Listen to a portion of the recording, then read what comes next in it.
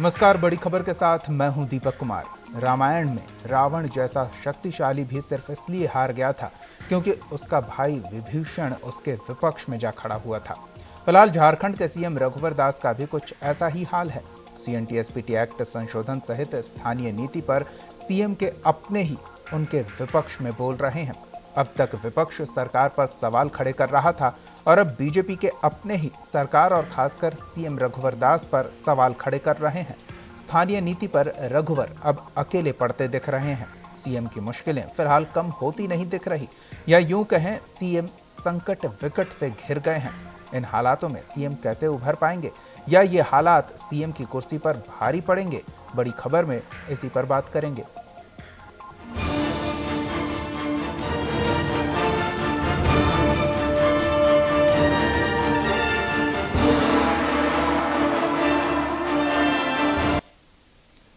स्थानीय नीति CNT-SPD संशोधन जैसे कई फैसलों पर झारखंड सरकार के मुखिया रघुवर दास घिर रहे हैं।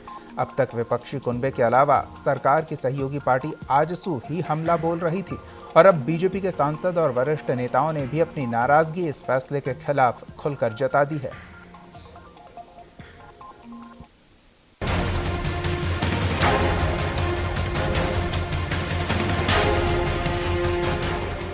बिहार से अलग होने के बाद झारखंड के इतिहास में पहली बार साल 2014 में बीजेपी की पूर्ण बहुमत की सरकार बनी और पहली ही बार कोई गैर आदिवासी मुख्यमंत्री झारखंड की सत्ता पर काबिज हुआ। पूर्ण बहुमत की सरकार बनने के बाद जनता को ये उम्मीद थी कि जनता के हित के लिए सरकार अपने दम पर फैसले ले सकती है।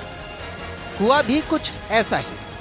सरकार ने फैसले तो लिए, लेकिन सरकार के कैबिनेट मंत्री, सांसद और नेता ही सरकार के मुखिया रघुवर दास के फैसले के खिलाफ हो गए।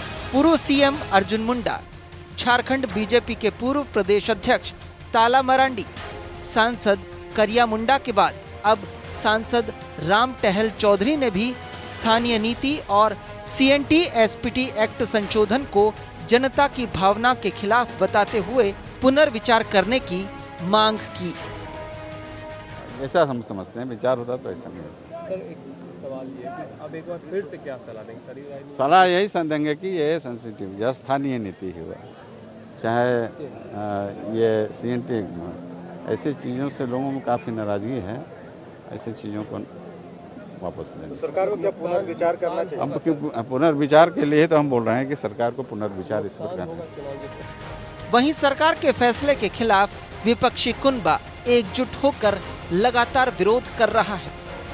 विपक्ष तो सरकार की नीतियों के खिलाफ आंदोलन तेज करने की चेतावनी भी दे चुका है कि रघुवर सरकार ने जनता का विश्वास खो दिया है, इसलिए ये सरकार इस्तीफा दे। और रघुवर सरकार इस्तीफा देती है तो ठीक है, नहीं तो हम अभी से लेकर के जून के महीने से लेकर के दिसंबर के महीने तक हमने 4-5 चरणों में कार्यक्रम तय किए। एक तो जो मुख्य डिमांड आज का बैठक से निकला कि रघुवर सरकार इस्तीफा दे। दूसरा, सामाजिक और राजनीतिक संगठन का एक समन्वय समिति बनेगा।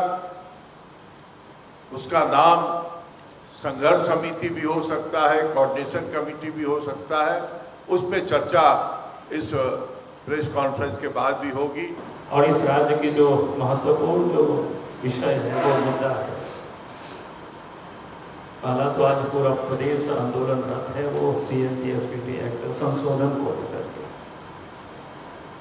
जितने भी सामाजिक संगठन है, अपोजिशन पॉलिटिकल पार्टी, यहाँ तक कि सरकार में भी जो लोग हैं वहाँ भी विरोध के स्वर है, समय समय तक उठते रहते कि भाई संशोधन को सरकार वापस ले। ये संशोधन झारखंड वासियों के हित में नहीं है। जिस समय राज्य में कई एक सरकार द्वारा कुकृत कार्य किए गए हैं,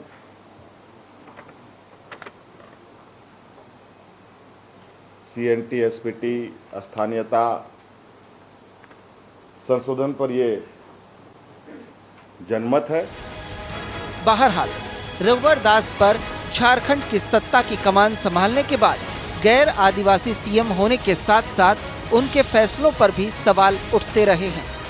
वहीं 2016 में 2 सीटों पर हुए राज्यसभा चुनाव में सीएम के तत्कालीन राजनीतिक सलाहकार और एडीजी पर हॉर्स ट्रेडिंग का आरोप लगने के बाद सीएम की और किरकिरी हो चुकी है। ऐसे में अब सीएम की कुर्सी पर रघुवर दास कब तक बैठेंगे, इसके लिए भी कयास लगाए जाना शुरू हो गए हैं। रांची से सुजीत कुमार की रिपोर्ट, न्यूज़ इंडिया।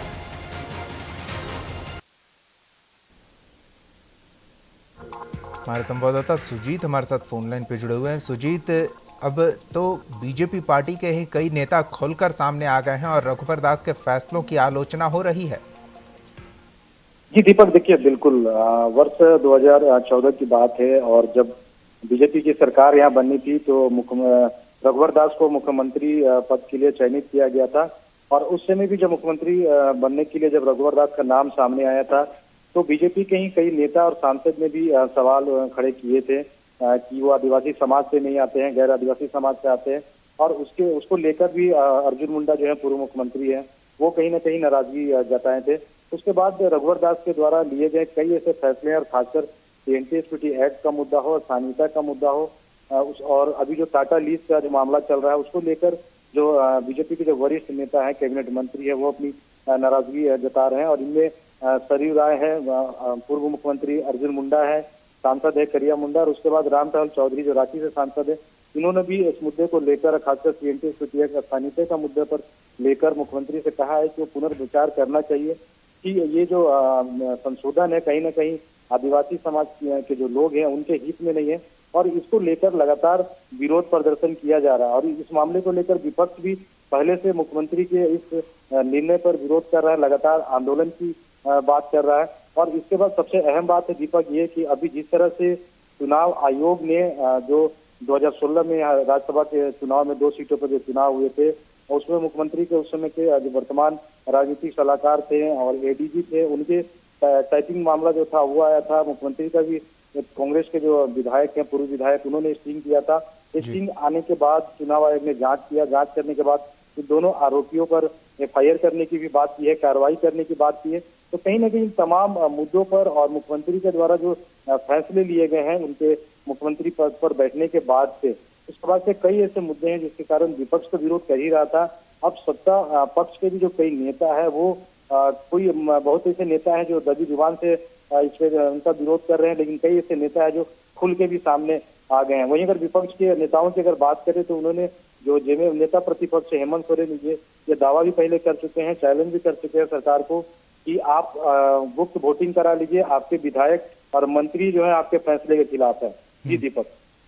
सुजीत, क्या रघुवर दास के लिए अब मुखिया के पद पर बना रहना मुश्किल है? जी बिल्कुल, देखिए जिस तरह से एक उम्मीद जताई जा रही थी कि पूर्ण बहुमत की सरकार जब झारखंड में आएगी तो कई महत्वपूर्ण फैसले ले सकती है। सरकार ने कई फैसले भी लिए, लेकिन ज्यादातर ऐसे फैसले हैं जिसको लेकर पार्टी के लोग भी नाराज हैं, विपक्ष नाराज है और जनता भी इन मुद्दों को लेकर सड़कों पर है। और जिस तरह से मुख्यमंत्री की कुर्सी पर बैठने के बाद रघुवर दास का जो एक एटीट्यूड देखने को मिला है, और खासकर ऐसे समारोह में, जो सार्वजनिक समारोह में, जैसे कि पिछले दिनों बात किया जाए कि एक छात्रा की जिस तरह से संदिग्ध मौत हुई थी और उसके पिता ने अपने फरियाद लेकर मुख्यमंत्री से मिलने पहुंचे थे, तो उन्होंने फटकार लगा के उन्हें उस भरी सभा में एक तरह से बेइज्जत करने का काम किया था। तो ये मामला था, या कई ऐसे अधिकारी हैं जिनको उन्होंने भरी सभा में डांट और फटकार लगाई है। तो कई ऐसी चीजें हैं जो जब जनता तक आई है, विपक्षी नेताओं तक आई है, तो कहीं ना कहीं मुख्यमंत्री की कार्यशैली पर सवाल खड़े हुए, जिसको लेकर मुख्यमंत्री चौतरफा घिरते नजर आ रहे हैं। जी दीपक। बिल्कुल, बने रहिए सुजीत। हमारे साथ कुछ और मेहमान जुड़े हुए हैं, उनसे हम अपने दर्शकों का परिचय करा दें। हमारे साथ कांग्रेस महासचिव आलोक दुबे जुड़ चुके हैं, साथ ही जेएमएम विधायक जगन्नाथ महतो जुड़े हुए हैं। आप दोनों का बहुत बहुत स्वागत है। सबसे पहले आलोक जी, आपसे जानना चाहेंगे, क्या रघुवर दास के फैसले, विपक्ष तो विरोध कर ही रहा है, अब सत्ता पक्ष के कुछ सदस्य भी विरोध में मुखर हो चुके हैं, तो जिस तरह से आप आरोप लगा रहे थे कि सरकार फैसले सही नहीं ले रही है, जनता का ख्याल नहीं रखा जा रहा है, क्या अब वो सही लग रहे हैं? आलोक जी। जी, मुझसे सवाल किया सर आपने, जी फिर से दोहराएंगे, मैं सुन नहीं पाया। आलोक जी, अब तक केवल विपक्ष रघुवर दास के फैसलों पर उंगली उठा रहा था। तब तक तो कहा जा सकता है कि चलिए विपक्ष हैं तो विरोध ही करेंगे, लेकिन अब सत्ता पक्ष के कुछ सदस्य, बीजेपी के कुछ कद्दावर नेता भी रघुवर दास के फैसलों की आलोचना कर रहे हैं, तो किस तरह से देखते हैं इसे? इसका मतलब है कि सब कुछ सरकार के अंदर ठीक नहीं चल रहा है। अगर सरजू राय जी ने समय पर सरकार को रास्ता दिखाने का काम किया, उसके बाद आप देख लीजिए माननीय अर्जुन मुंडा जी जो है वो यहाँ से लेकर के दिल्ली तक गए हैं। पूर्व वित्त मंत्री माननीय यशवंत सिन्हा जी ने जो है वो सरकार को आईना दिखाने का काम किया, और कई ऐसे मसले रहे हैं जिस पर जो है राज्य की जनता का व्यापक विरोध रहा। आप देखिए सीएनटी एसपीटी जैसे सवाल पर जो आदिवासी या कोई भी खेती पर निर्भर करता है जी, उसकी जीविका का साधन यहाँ के आदिवासियों का खेती है। और अगर कृषि के जमीन को, कृषि योग्य भूमि को अगर आप नॉन एग्रीकल्चर में डाइवर्ट करेंगे तो आप सोचिए उसके जीविका पर आप लात मार रहे हैं। जो केंद्र सरकार भूमि अधिग्रहण कानून पर अपने आप को वापस ले लिया सिर्फ इसलिए कि ये कानून जो है वो देश के हित में नहीं है, ये कानून जो है किसानों के हित में नहीं है, यहाँ के भूमि हीनों के हित में नहीं है। वहीं दूसरी तरफ राज्य की सरकार जो है सिर्फ कारपोरेट घरानों को मदद करने के लिए और उनके इशारे पर काम कर रही है। ये जरूर सही कहा दीपक जी आपने, एक विपक्ष होने के नाते कल तक हम कह रहे थे तो ये बातें लोगों को हो सकता है वो नागवार गुजरती हो, लेकिन आज तो जो है समय समय पर खुद भारतीय जनता पार्टी के वरिष्ठ नेताओं ने, विधायकों, सांसदों ने जो है सरकार के खिलाफ बोलना शुरू कर दिया है। तो यकीनन जो है भारतीय जनता पार्टी के नेताओं को इस बात को समझना चाहिए, सरकार को समझना चाहिए और उनके केंद्रित नेतृत्व को समझना चाहिए कि संगठन में और सरकार में सब कुछ ठीक ठाक नहीं चल रहा है। जी, जगन्नाथ महतो जी के पास चलते हैं। जगन्नाथ जी, जेएमएम ने तो सड़क से सदन तक रघुवर दास के फैसलों का विरोध किया था। क्या रघुवर दास अड़ जा रहे हैं और अपने ही पार्टी के नेताओं की बात नहीं सुन रहे हैं?